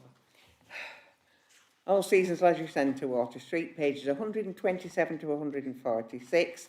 Simon's going to present this item. Officer recommendation of planning permission is granted subject to conditions, and I have no registered speakers. Over to you, Simon. Thank you, Chair. This application relates to All Seasons Leisure Centre and seeks planning permission for the installation of external air source heat pumps, air handling units and associated boundary treatments as part of the Council's wider decarbonisation programme. The proposed would be located to the south of the existing leisure centre in the gap between the leisure centre and the adjacent Holfords building. The site is situated within the settlement area of Chorley and is surrounded predominantly by commercial and service uses, with some residential properties found in the vicinity. The proposal forms a key part of the Council's programme to reduce carbon emissions from its estate. All Seasons Leisure Centre is one of the Council's highest energy consuming buildings, and the scheme would facilitate the transition away from gas-based heating systems.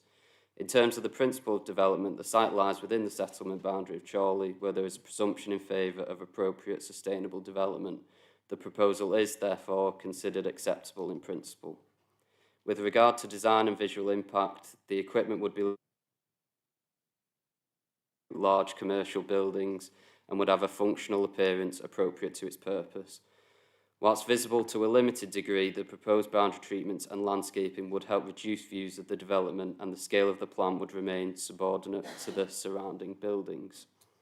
Given the separation distances between the proposed development and residential properties, it's not considered that any neighbour amenity impacts would arise.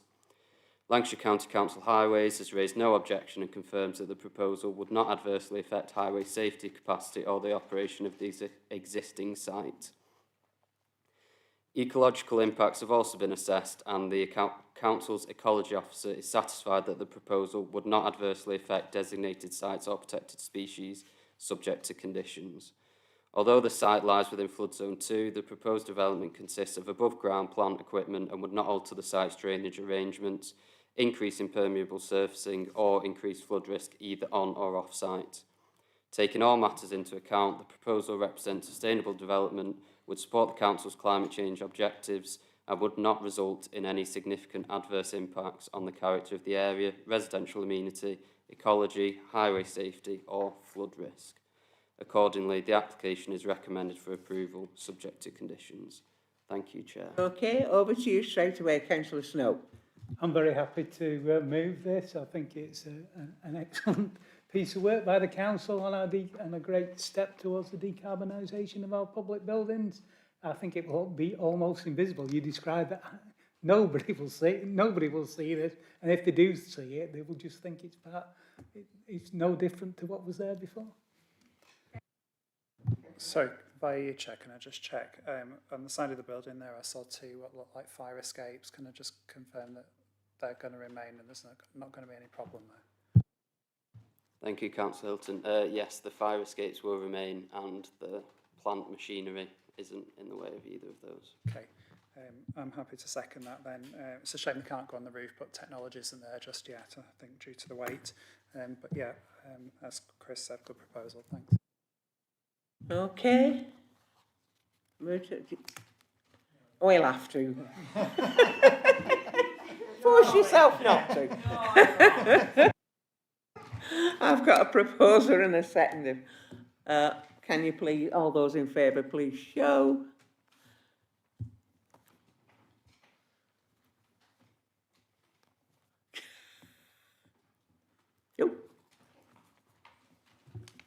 Members have voted in favour of officer recommendation that planning permission is granted subject to conditions.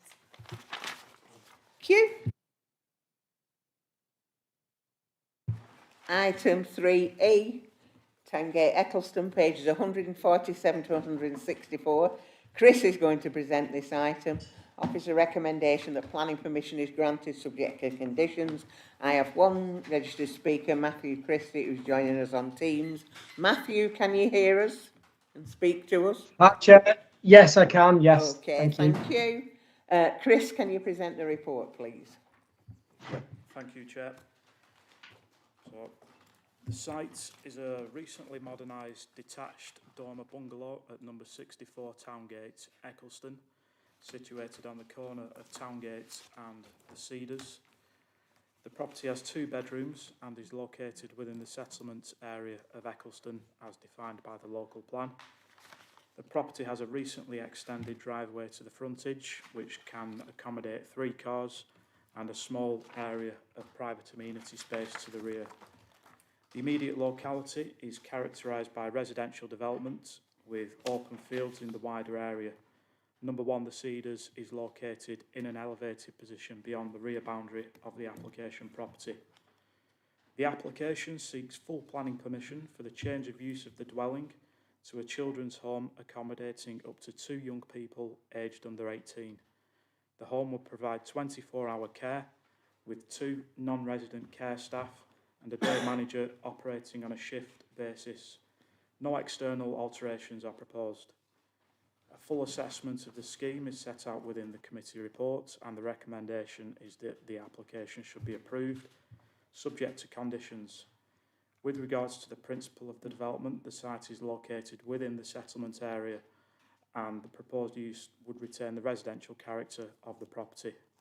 The report concludes that the development would comply with policy BNE1 of the Chorley local plan, and the report also has regard to policies EN4, ST2 and HS12 of the emerging Central Lancashire local plan. In total, 4 objections have been received, citing concerns about vehicles parking on pavements, highway and pedestrian safety, difficulties exiting onto Towngate, and the need for speed cameras has been cited, and parking issues experienced during recent renovation works. However, there are no outstanding objections to the scheme from technical consultees. LCC Highways have raised no objections, subject to an informative note, and no comments have been received from Eccleston Parish Council or the Council's Environmental Health Team. It's considered that the proposed use would retain a domestic character and would not result in any unacceptable noise, disturbance or general activity over and above the lawful residential use. The 3 off-street parking spaces would accommodate the proposed use, and the estimated increase of up to 6 vehicle movements per day would not have a detrimental impact on highway safety, capacity or amenity. To conclude, the officer recommendation is to approve, subject to the conditions set out within the report, and this includes a condition limiting occupation to a maximum of 2 children at any one time. Thank you. Thank you. Matthew, would you like to make your comments, please? Good evening, committee. My name is Matthew Christie. I am the applicant for this home at 64 Towngate, Eccleston. We want to change this house from a family home into a small children's care home with a maximum of 2 young people that would live there. 2 members of care staff would look after them, with a manager operating on a shift basis, so the property will still keep its domestic character. The council's planning officer has recommended this application for approval. One neighbour has raised a concern about parking during the renovation work. When we purchased the property, it had only a single driveway, and we've opened this up so that there is now parking for 3 cars. One thing that I wanted to mention was that the Cedars and Towngate are 2 separate streets. Our parking is on Towngate, so we would not need to use the Cedars. There should be no cars parked near to the junction of the Cedars onto Towngate. It won't affect the view of the road or access for the emergency vehicles or the bin lorries. All our parking for staff and visitors will be on our own driveway. Staff will also park considerately and never block anyone's driveway or access. The LCC Highways team has visited the site and checked all of this. They are satisfied with the parking and access arrangements, and they have raised no objections. On top of this, on top of the planning rules, this home will also be registered and checked by Ofsted. That's a separate layer of oversight to make sure that it's run properly and the young people are well looked after. We've worked very hard to get this right, and we want to be good neighbours and offer a good service to children who need a stable home, and we are committed to doing so responsibly. We would politely ask you to support the officer's recommendation and approve this application. Thank you for your time. Thank you. Over to you, members. Councillor Sutherland. Thank you, Chair. With the exception of the fact it's on the main road, ostensibly I don't have an issue with this, Chair. The only thing I would say, I'll just clarify this with Chris if I may, we specified it's a maximum of 2 residents. Provided it's for 2 residents and not for a meeting place for staff during the day, I'm happy to propose officer recommendation on this. Yeah, so that would be secured by condition that it would be for two occupants. So we can condition that, and we're not going to have it used for meeting purposes during the day for other staff, where there would be conglomeration of cars. Can we condition that? I asked the question for a specific reason. I think it will be difficult to put that condition on, to be honest, in terms of its enforceability and reasonableness. Now, there's, I've checked the floor plans, but I don't think there's any, if you can just bear with me 1 second. No problem. So there's no alterations to the floor plan, so I think that the downstairs is sort of the room uses are staying as they are, so there's no sort of designated areas for such things to take place, and it generally wouldn't be appropriate for those to occur whilst there's children. I did think on each side. Well, I just thought I'd check with that, Karen, in which case I'm happy to propose officer recommendation. Thank you. Councillor Wilkie. Yeah, I just want to point out a bit of a contradiction actually in the report, because if you go to paragraph 19, it says the occupation of the property by 2 young people and up to 3 staff in the daytime and 2 adults overnight would not be significantly different to a family living together in a residential dwelling house with comings and goings, not dissimilar to that of a larger family, etc., etc. But then paragraph 20, LCC Highways estimate that the children's home would generate up to 6 vehicle movements, 3 arrivals and 3 departures, which is more than a typical residential dwelling per day. So this number of additional vehicle movements will represent a small percentage increase on Towngate, such as the impact on immunity, it says would be negligible, but I feel that's contradicting the previous paragraph. And when you think about residential amenity, that's always been a very important thing that we have considered at this planning committee. And I feel that that would negate, that is explaining to me that it is going to be an issue, because 2 adults, but 3 arrivals and 3 departures up to 11 o'clock at night. This isn't a residential area where there's probably elderly people. So you're going to have cars coming and going, lights and God knows what, noise. So, I mean, I don't know what other members' thoughts are, but that's my thought. Councillor Todd. If we look down at paragraph 26, it highlights the actual traffic movement for schools and things to that effect, which I agree with Councillor Wilkie that the traffic around there will increase substantially. So it's something that I can't excuse me, that I can't really support.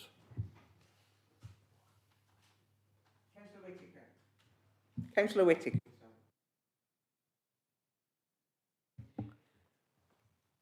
Chair, these are children and they need somewhere to live. The question I want to ask, there's a question about the county council would normally provide these things, but the county council have said they've got sufficient accommodation and so on. I've no objection to this house being converted. There's parking spaces, as it said in the report, for people. To talk about people coming all through the night, etc. If we're talking about children, they're going to be cared for. There's going to be 2 people with them every day.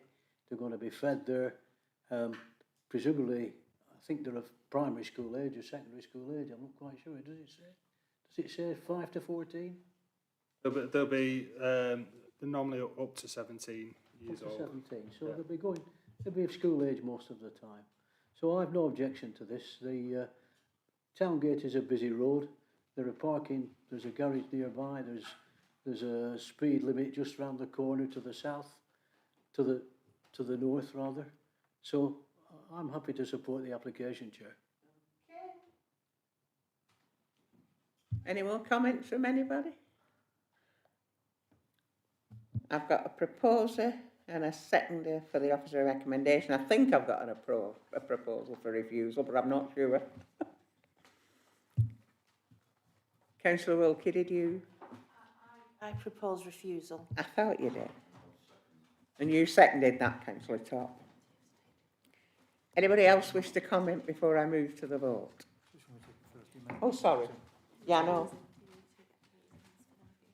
The reasons for the, can we have the reasons for the... Yeah, it's the impact on residential amenity. So that's the policy EM4 of the Central Lancashire Local Plan. Okay.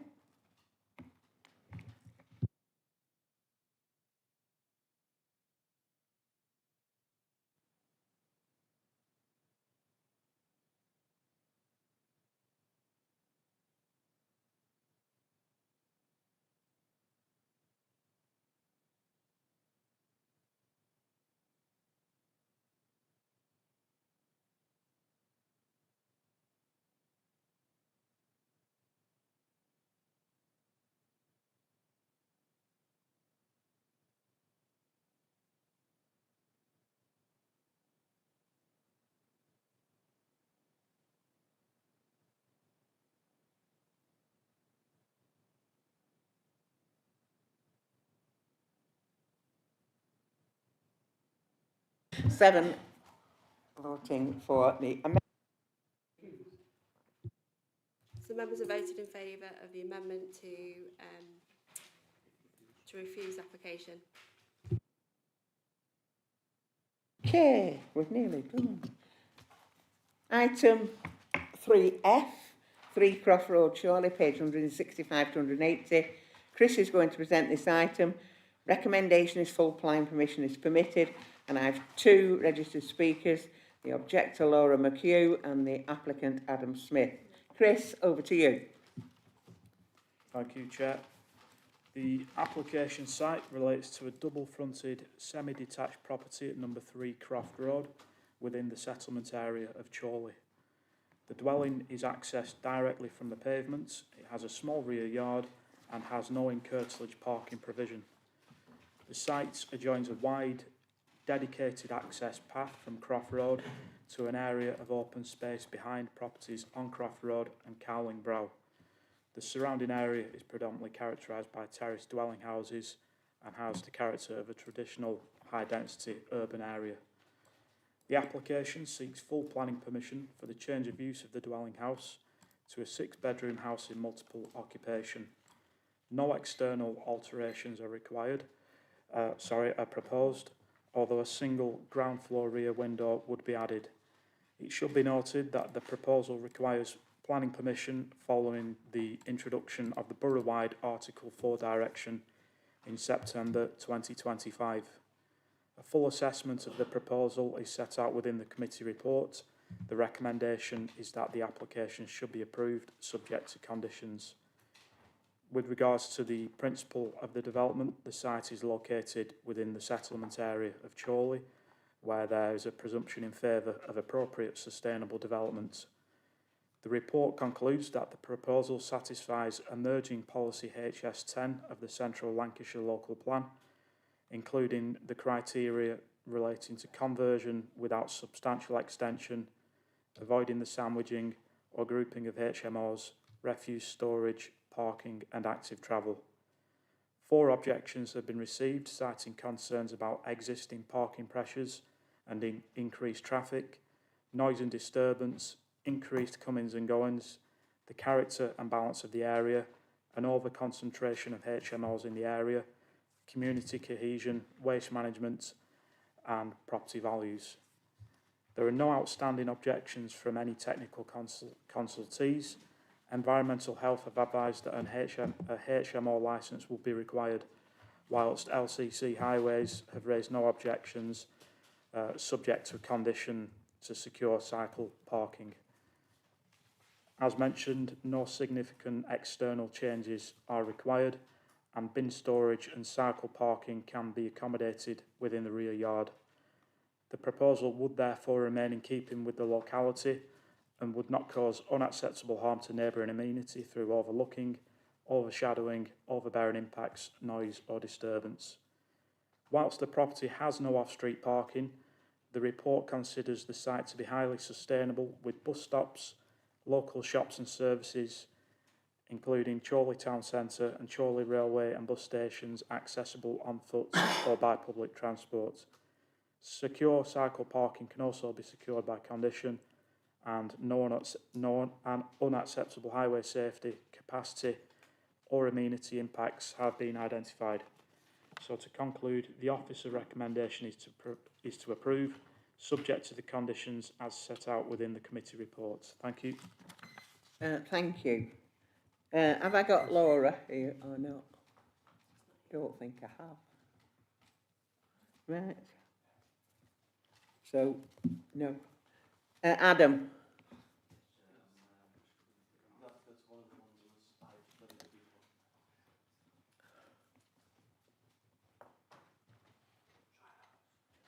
Yeah, that one there, yeah.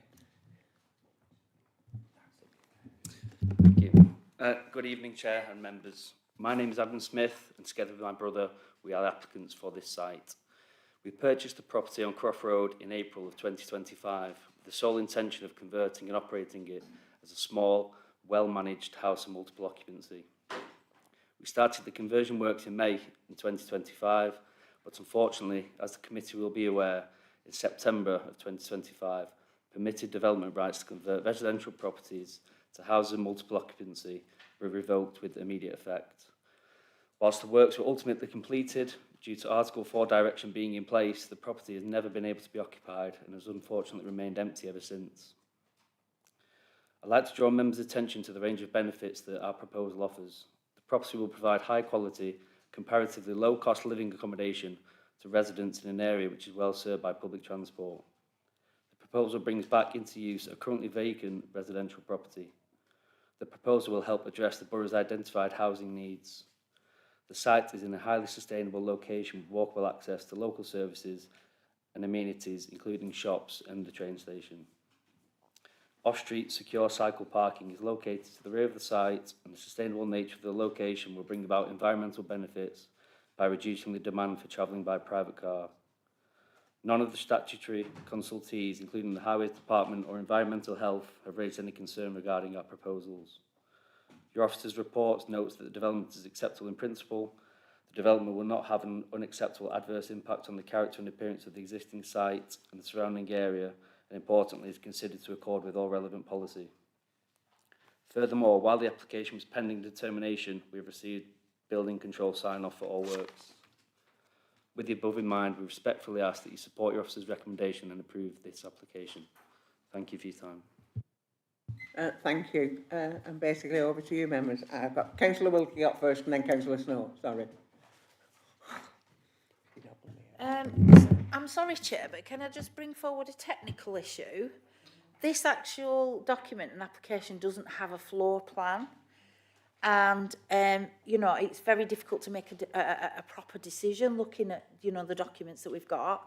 And I'm sure it's an oversight because I've actually looked now while I was here on the actual planning application, and that does actually include a floor plan. And I go to the point that Adam made that this is a small 6-bed. It's not small at all. It's a small property, but it's not small development. The concern that I've got looking at the floor plan is that it's 2 shared bathrooms, 1 on each floor, 1 communal lounge and kitchen for the whole of the property, and each of the bedrooms is 10 metres square. They don't have en-suites, they don't have private showering, toilet facilities, and that's not evident from this document. So I feel like it's a bit incomplete. Apologies if I've embarrassed us, but and HMOs, we know this will need a licence. I do have concerns on the amenity of the local residents.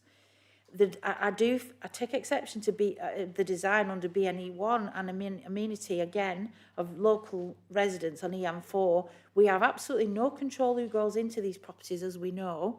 And I'm not saying that there wouldn't be professional people, you know, with no car or anything like that. But I am concerned that residents living in this property will have a bedroom and very little else. They'll be on top of each other. We had a planning application not long ago in round the corner, if you remember, a couple of planning meetings, and that poor resident that lived next door to that HMO was living in hell. So I think maybe look at the design of this again, but apologies that the floor plan, I've had to search it out. I'm sorry. Kevin? Yeah, apologies, members. Yeah, it does look like the floor plan was omitted from the presentation pack. But just to give you some context, so on the ground floor there are 2 bedrooms and the kitchen and living space. So the 2 bedrooms at the ground floor are both 10 square metres. The kitchen living space is 18 square metres, and then there's a shower WC as well. On the first floor, there is a further 4 bedrooms. 1 bedroom is 7 metres squared, 1's 7.5 metres squared, 9 metres squared and 10 metres squared, and then again with a shower and WC. Kevin, sorry, coming back on that, can you give me the size of the bathrooms, please? There's no measurements given on the bathrooms, but it's literally a shower, a toilet and a sink. Councillor Snow. Yeah, thanks, Chair. I would like to move refusal for this. We've well rehearsed the arguments in this committee for the last year and a half, and this is exactly why we had Article 4 introduced, and we couldn't have a clear example of something that we do want to control. Now, my ward, East Ward, we have a proliferation of HMOs. We keep finding them as well, and we're asking for certificates of lawfulness for established HMOs. Perhaps we should have found them earlier, but they have crept up on us. This, I am sure, committee members will want to refuse. The building is going to be overdeveloped. As Councillor Wilkie, points out that we didn't see the floor plan. Like you, I went and looked and saw them, and then was not really pleased with the arrangement. This is a family house. Now the applicants have said we're meeting they're meeting a housing need. Well, not really. Actually, our biggest housing need is for family housing. This is removing what is a perfectly good family house in East Ward and converting it into something that we don't necessarily want. Now, we've had problems with HMOs in East Ward particularly. In fact, I would say most of the HMOs have caused problems for neighbours. Now, I'm not saying that this one will do, but that is my experience as a councillor. And I have plenty of casework that has involved people complaining about HMOs, about drug taking, about all-night parties, all sorts of things. Now, I'm not saying that's going to happen here if we pass it, but that's my experience of it. The photographs of Croft Road, I can't believe it, actually. If you want to try and park on Croft Road at the moment, you couldn't. You know, it is mainly, it's a terrace street with mainly 2-bedroom houses. This side, there's a couple of semi-detached and whatever. There's, double-fronted terrace. You can't park there. And, you know, we're talking about 6 people going in there. Well, you know, if there's 2 more cars on Croft Road, it's a problem. It's already a problem. We live in Chorley, which is the centre of Chorley is a 19th century shaped town, and it's not designed for cars, but we managed to live with it. We're just making the problem worse here. So I would suggest that you know, Article 4 gives us the right to refuse this application, and I'm very happy to move that. Councillor Southern, Councillor Todd. Yeah, question for planning officers, Chair, if I may. The works carried out in the conversion of this property, would I be right in assuming there was any permitted development rights used on that prior to Article 4 coming in? So the use hadn't commenced before, the use of the building hadn't commenced before the Article 4 was introduced. So that's why they need planning permission. Correct, I get that, Kevin, but there was conversion works carried out prior to Article 4 coming in. Yeah, they don't require planning permission in themselves. There wasn't anything external to it then, no? Yeah, fine. So there's no implication on the council then if we refuse this? There are implications in terms of the Article 4, in terms of paying compensation. That's what I'm trying to drive at. The applicant would have to sort of exhaust the appeal process and whatnot before being able to do so. Yeah. So yeah, potentially we could be eligible to pay compensation based on sort of costs and loss of property value that's occurred because of the Article 4 direction.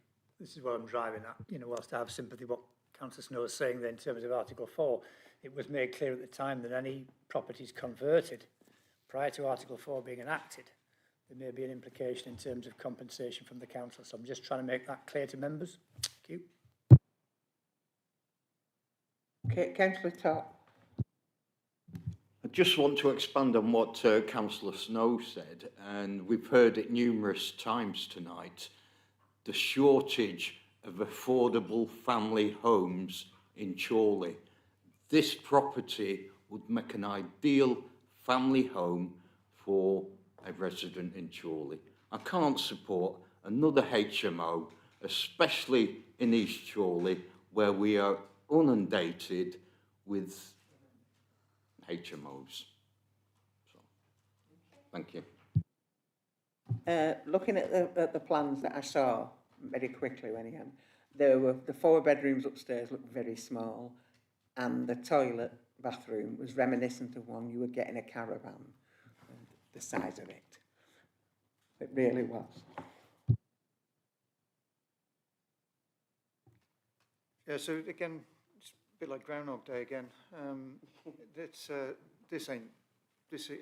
quality housing, but cramming that amount of people into that small area, to me, again, does not sit well with me.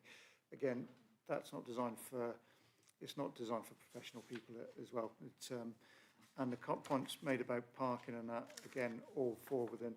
So I'm happy to support Chris's proposal for re-ejection. Again, on the similar grounds that's been outlined in previous ones, you know, using again BNA 1 ST4 and the NL14 and all that area. So, and the detrimental impact on the local immunity on the area. So, in terms of similar arguments we've used before, I can refer the right honourable gentleman or sort of think to the previous arguments we made before. So again, using those arguments, I think this applies to this case. So I would second Chris's refusal. Okay, anybody else? If not, I'll move to the vote because I've got a proposer and a seconder for refusal. Okay, it's an amendment per. They're coming.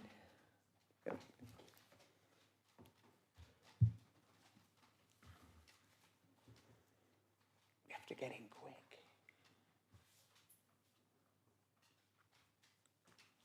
Okay, The members have voted to approve the amendment to refuse. okay. We're nearly there.